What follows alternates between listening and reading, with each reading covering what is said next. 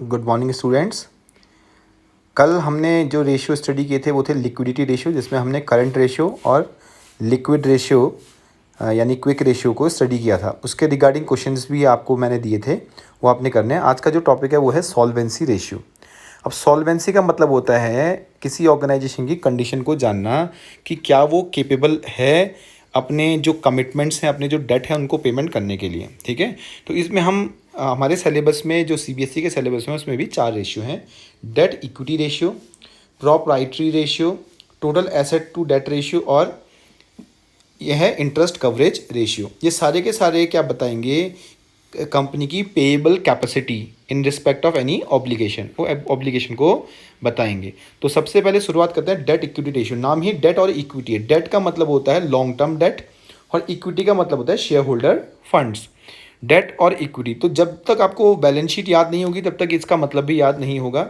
तो इसका मतलब ये लॉन्ग टर्म बोरोविंग्स में जो चीज़ें आती हैं वो डेट में आ जाएंगी और शेयर होल्डर्स फंड में जो चीज़ें आती हैं वो इक्विटी मान ली जाएंगी। तो इसका फॉर्मूला क्या होता है, देखिए इसका फॉर्मूला होता है long term borrowings, long term date over share holder fund. अगर आपको फिर भी लॉन्ग टर्म डेट के बारे में नहीं पता, बैलेंस शीट आपको नहीं आती, तो इसमें से आप देख सकते हैं लॉन्ग टर्म बोरोविंग या लॉन्ग टर्म डेट में क्या क्या चीज़ें शामिल होंगी और शेयर होल्डर फंड में क्या क्या चीज़ें आती हैं। ध्यान रखना, शेयर कैपिटल हो गया, रिजर्व एंड सरप्लस, ये हेड है मनी, ये आपका सिलेबस में नहीं है, ध्यान रखना है, तो इसको हटा दीजिए। ठीक है, ये आपके सिलेबस में नहीं है। तो यही केवल share holder funds plus reserve and surplus. Reserve and surplus में ध्यान रखना, अगर प्रॉफिट होगा तो प्लस होगा और अगर लॉस होगा तो शेयर होल्डर फंड में माइनस किया जाता है। जितने भी रिजर्व्स होंगे वो यहाँ प्लस हो जाते हैं शेयर होल्डर फंड में। शेयर कैपिटल, तो ध्यान रखना इक्विटी कैपिटल हो चाहे प्रेफरेंस कैपिटल हो, शेयर कैपिटल का पार्ट ही मानी जाती है। तो ये क्या बताता है, ये बताता है कि the comparison of the debt over equity, यानी कि जो कंपनी का डेट है वो कितने गुना यानी कि कितने टाइम्स ज़्यादा है, किससे, शेयर होल्डर की वेल्थ से, शेयर होल्डर के फंड से। तो जितना कम ये रहेगा उतना ज़्यादा अच्छा माना जाता है सॉल्वेंसी के लिए, यानी कि कंपनी के लिए, कि वो उसको पे कर सकती है। क्योंकि डेट फ्री कंपनी होना एक ज़्यादा अच्छी बात होती है। अगर उस पर कोई उधार नहीं होता है तो शेयर होल्डर की वेल्थ बढ़ती है। तो इसके रिगार्डिंग आपको ये देखो, ये बैलेंस शीट का एक और नमूना यहाँ दिया हुआ है। ये बैलेंस शीट दे रखी है, money received against share warrants. ये ध्यान रखना, ये आपके टॉपिक में नहीं है, तो इसके रिगार्डिंग कोई भी क्वेश्चन आपने सॉल्व नहीं करने हैं। ठीक है, तो एक क्वेश्चन यहाँ पे को दिया हुआ है, ये ऊपर आपका ये क्वेश्चन है, इसमें बोला गया है कि डेट इक्विटी रेशियो निकालो। तो इस क्वेश्चन में ध्यान रखना, शेयर जो है money received against share warrant भी लिखा है, तो इस क्वेश्चन को हम छोड़ देते हैं। हम आते हैं सीधे आगे। एक और बैलेंस शीट हमारे पास है और इसमें भी हमने क्या निकालना है, डेट इक्विटी रेशियो निकालना है। तो आप निकाल सकते हो किस तरह से। डेट कैसे निकालोगे, लॉन्ग टर्म डेट, देखो नॉन करंट लाइबिलिटीज़ में ही लॉन्ग टर्म डेट आते हैं। तो ये लॉन्ग टर्म डेट है 1,50,000 और शेयर होल्डर फंड कितना है, देखो 1,10,000। तो लॉन्ग टर्म डेट 10 लाख और 1 लाख 11 लाख हो गया ये।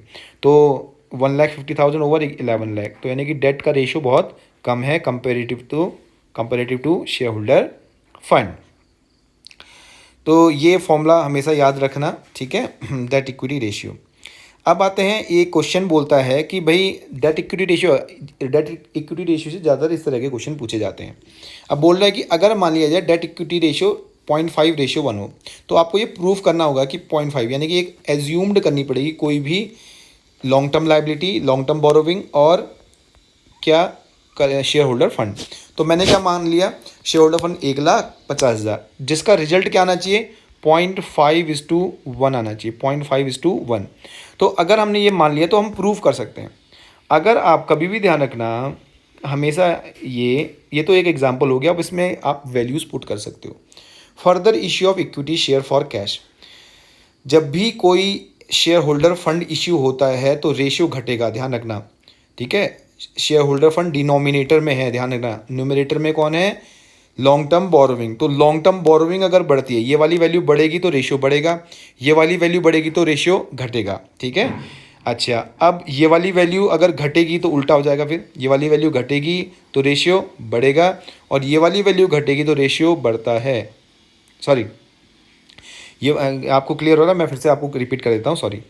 ये क्या हो गया, अगर वैल्यू क्या होती है शेयर होल्डर फंड की कम होती है तो रेशियो में इंक्रीमेंट आएगा। शेयर होल्डर फंड, जैसे कि हमने क्या किया, प्रेफरेंस शेयर का रिडेम्पशन पेमेंट कर दिया। प्रेफरेंस शेयर का पेमेंट करने से शेयर कैपिटल कम हो जाएगी तो रेशियो इंप्रूव हो जाएगा, रेशियो क्या होगा, इंप्रूव होगा। उसी तरीके से अगर अगर हमारे बोरोविंग्स कम होती हैं, अगर हमारे लॉन्ग टर्म डेट कम होते हैं, हमारे क्या होते हैं, ये कम होते हैं, तो रेशियो में क्या आएगा, इन्वर्स इम्पैक्ट आता है, वो इम्प्रूव हो, सॉरी वो क्या हो जाएगा, इम्प्रूव हो जाएगा। इसका मतलब है कि यहाँ पर को ध्यान रखें कि जब भी हमें रेशियो निकालना हो तो जितना कम हो उतना ज़्यादा अच्छा होता है। अगर हमने इक्विटी शेयर को इश्यू किया, फिर से मैं बता देता हूँ दोबारा से, शेयर होल्डर फंड अगर बढ़ रहे हैं, ये अगर बढ़ रहे हैं तो रेशियो क्या होगा, डिक्रीज़ होगा। रेशियो क्या होगा, डिक्रीज़ होगा। इसलिए मैं अब अलग अलग दिखा देता हूँ। रेशियो क्या होगा, डिक्रीज़ होगा। अगर शेयर होल्डर फंड कम होंगे तो रेशियो क्या होगा, बढ़ेगा। और इसी का उल्टा लॉन्ग टर्म बोरोविंग के लिए होगा। अगर लॉन्ग टर्म बोरोविंग बढ़ेंगी तो क्या होगा, रेशियो भी बढ़ेगा। लॉन्ग टर्म बोरोविंग घटेंगी तो रेशियो भी घटेगा। यानी कि ये पॉजिटिव रिलेशन रखते हैं, ये इन्वर्स रिलेशनशिप रखते हैं। क्लियर हो गया, ठीक है। तो इस आधार पर आप देख सकते हैं, जैसे पहले वाले में हमारे क्या हो रहा है, शेयर कैपिटल बढ़ रही है तो रेशियो घटेगा, इन्वर्स हो जाएगा अगर डिनोमिनेटर बढ़ेगा। कैश रिसीव फ्रॉम डेटर कोई इंपैक्ट नहीं आएगा, क्योंकि ना तो कैश और ना ही डेट इक्विटी का पार्ट होते हैं। Sale of goods on cash basis, ये भी डेट इक्विटी का पार्ट नहीं होते। रिडेम्पशन ऑफ डिबेंचर, ये उसका पार्ट होता है। रिडेम्पशन ऑफ डिबेंचर से लॉन्ग टर्म बोरोविंग कम हो जाएगी तो रेशियो भी कम हो जाएगा। Purchase of goods on credit, purchase of goods on credit does not impact date equity ratio. Issue of bonus share, हाँ, इश्यू ऑफ बोनस शेयर से share capital बढ़ जाएगी। शेयर कैपिटल बढ़ जाएगी तो रेशियो अपने आप क्या हो जाएगा, डिक्रीज हो जाएगा। तो इस तरह से आपने क्वेश्चन का सॉल्यूशन लिखना है, बनाना है। इस तरह के क्वेश्चन बहुत इंपॉर्टेंट होते हैं। मैंने इसका कल पीडीएफ भी आपको शेयर किया हुआ है, आप उसमें से देख सकते हैं। ठीक है, मैं दोबारा शेयर कर दूंगा आज। तो यहाँ पर कोई एक्सप्लेनेशन दे रहा है पूरा क्लियर, ये आप एक्सप्लेनेशन को भी पढ़िएगा। आगे बढ़ते हैं। आगे है नेक्स्ट रेशियो जो है proprietary ratio. Date equity ratio हमने देख लिया। अब हमारा है next proprietary ratio. Proprietary ratio का फॉर्मूला क्या होता है? प्रोप्राइटरी रेशियो का मतलब होता है शेयर होल्डर के फंड के ऊपर टोटल एसेट्स में शेयर होल्डर फंड का कितना योगदान है। मतलब जो आपने टोटल एसेट्स बनाई हैं अपनी, वो शेयर होल्डर फंड यानी ओनर के फंड से कितनी बनाई है।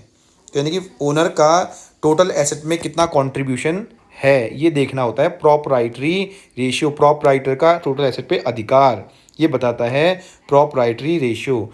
टोटल एसेट्स में एसेट साइड का टोटल ले लिया जाता है, ध्यान रखना।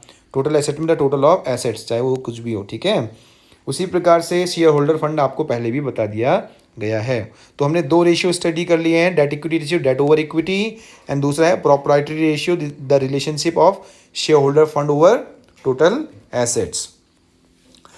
अब कंपनी प्रोप्राइटरी रेशियो के बारे में बोलती है कि भाई प्रोप्राइटरी रेशियो इस तरह से, यानी कि शेयर होल्डर फंड अगर 80 है तो क्या है 0.8 है, तो एसेट है, टोटल एसेट है 1, तो यानी कि 0.8 का 1 का रेशियो हो गया। तो यहाँ पे भी सिंपल है, ध्यान रखना हमेशा, अगर न्यूमरेटर की वैल्यू में इंक्रीमेंट होता है तो रेशियो इंक्रीज होगा, न्यूमरेटर की वैल्यू में डिक्रीज होता है तो वैल्यू डिक्रीज होगी। डिनोमिनेटर की वैल्यू में इन्वर्स होता है। अगर डिनोमिनेटर की वैल्यू क्या होगी, कम होगी तो रेशियो बढ़ेगा, और डिनोमिनेटर की वैल्यू बढ़ेगी तो रेशियो कम होगा। चलो देखते हैं क्या है। जैसे obtain a loan from bank 2 lakh payable after 5 years. हमने लोन ले लिया, हमने लोन लिया बैंक से 2 लाख, जो कि 5 साल बाद पेमेंट करना था। देखो लोन ले लिया, loan is not a part of shareholder fund. किसका पार्ट नहीं है? शेयर होल्डर फंड का पार्ट नहीं है। लेकिन लोन से जो हमारे पास पैसा आया उससे एसेट बढ़ गई है। उससे क्या बढ़ गई? एसेट। अब एसेट किस साइड आती है? देखो शेयर होल्डर फंड ऊपर, इसमें कोई चेंज नहीं आया। टोटल एसेट्स क्या हो गई? बढ़ गई। मैंने क्या बताया था? इनवर्स रिलेशनशिप होता है डिनोमिनेटर का। अगर एसेट्स बढ़ रही हैं, कैश बढ़ रहा है ना इसमें, लोन लिया तो आपका क्या हो जाएगा? रेशियो डिक्रीज हो जाएगा, रेशियो और कम हो जाएगा। Purchases machinery for cash, purchases machinery for cash में कोई चेंज नहीं आएगा, क्योंकि मशीनरी भी एसेट है और कैश भी क्या है? एसेट है। यानी कि टोटल एसेट्स में इसका कोई इम्पैक्ट नहीं पड़ेगा, ठीक है। उसी तरह से नेक्स्ट है रिडेम्पशन 5% प्रेफरेंस शेयर्स। हमने प्रेफरेंस शेयर को रिडीम कर दिया। Preference share share holder fund का पार्ट होते हैं, और जैसे ही मैंने बोला है कि न्यूमरेटर की वैल्यू अगर कम होती है तो रेशियो भी क्या हो जाएगा? कम हो जाएगा। Issue of equity share, issue of equity share से शेयर होल्डर फंड बढ़ जाते हैं तो रेशियो भी बढ़ जाएगा। बहुत इजी सा है कंसेप्ट, बस समझ में आना चाहिए।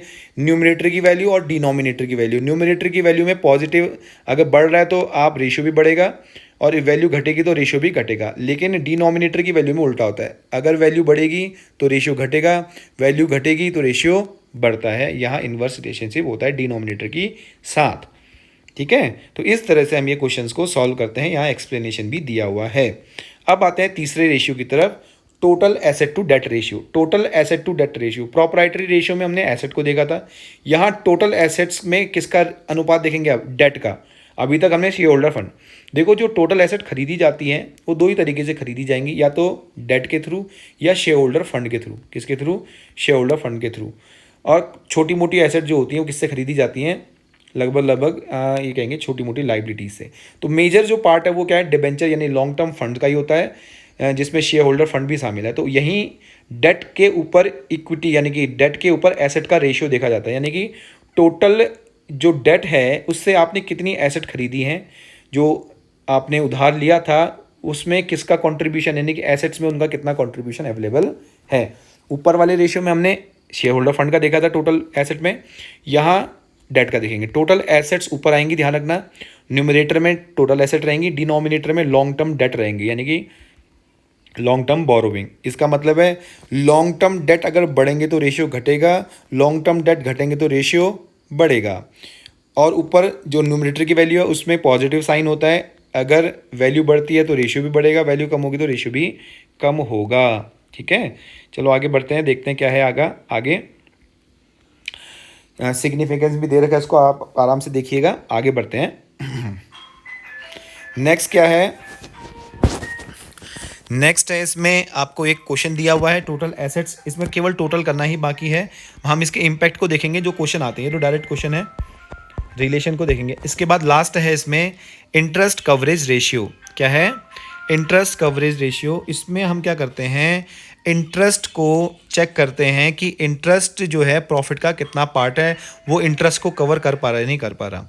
Interest coverage ratio is also a key feature in respect of determination of capital structure. Interest coverage ratio क्या है, डिटर्मिनेशन है, डिटरमाइन करने के लिए ज़रूरी है, किसके लिए, ratio between proportion of debt और इक्विटी।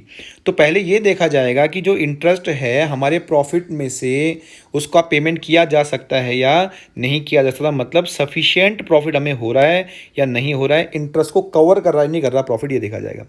तो हम कौन से प्रॉफिट का इस्तेमाल करते हैं इंटरेस्ट कवरेज रेशियो के लिए, इंटरेस्ट कवरेज रेशियो के लिए हम इस्तेमाल करते हैं net profit before interest and tax, यानी कि हमें ग्रॉस प्रॉफिट चाहिए, इसे बोलते हैं PBIT, profit before interest and tax बोला जाता है।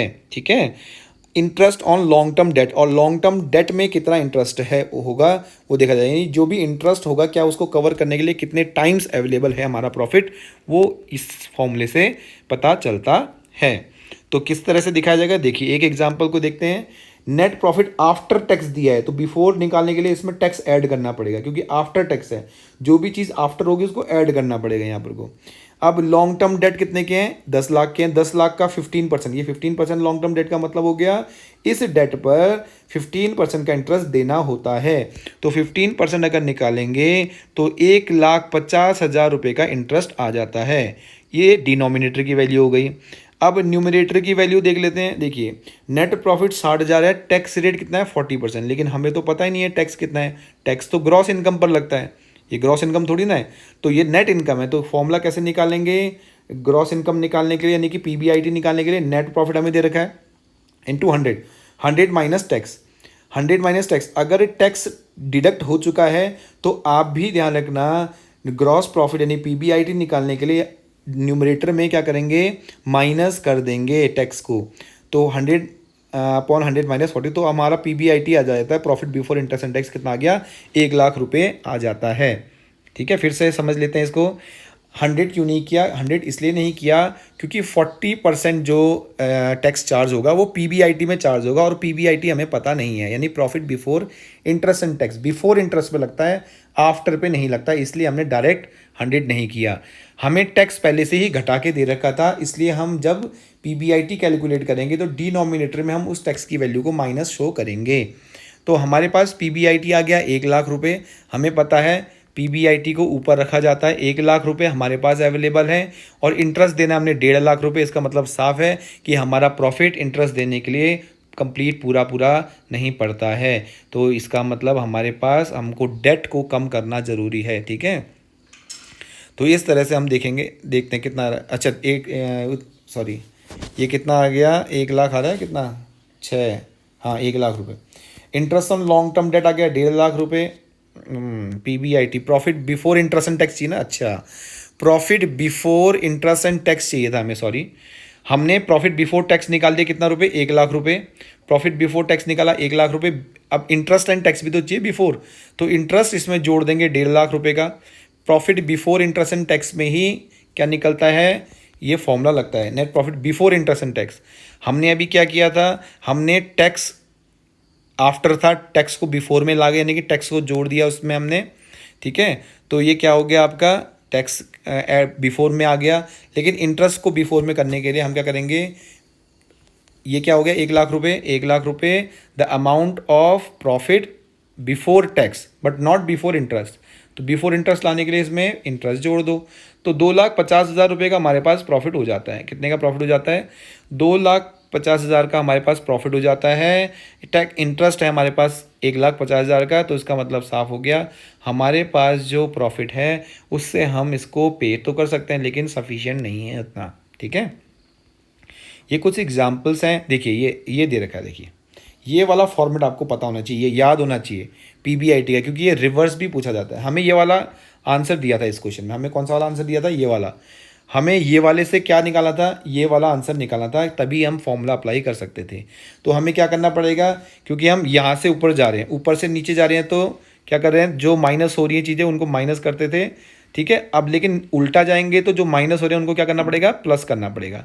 इसीलिए हमने टैक्स को भी प्लस किया और इंटरेस्ट को भी प्लस किया, क्योंकि हम वापस जा रहे थे।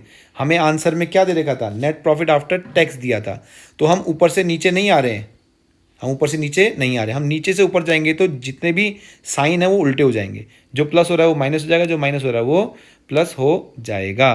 तो ये चीज़ें ध्यान रखेंगे, ठीक है। ये वाला फॉर्मूला बहुत इंपॉर्टेंट है, ये क्वेश्चन पूछा जाता है। तो ये थे कुछ क्वेश्चंस आज के लिए। आपको इसमें से कुछ क्वेश्चंस आपने करने हैं प्रैक्टिस के लिए, प्रैक्टिस करते रहिएगा। मैं अगेन ये वाली PDF आपको दोबारा से दे दूंगा जिससे आप इसका सॉल्यूशन कर सकें। थैंक यू वेरी मच आज के लिए।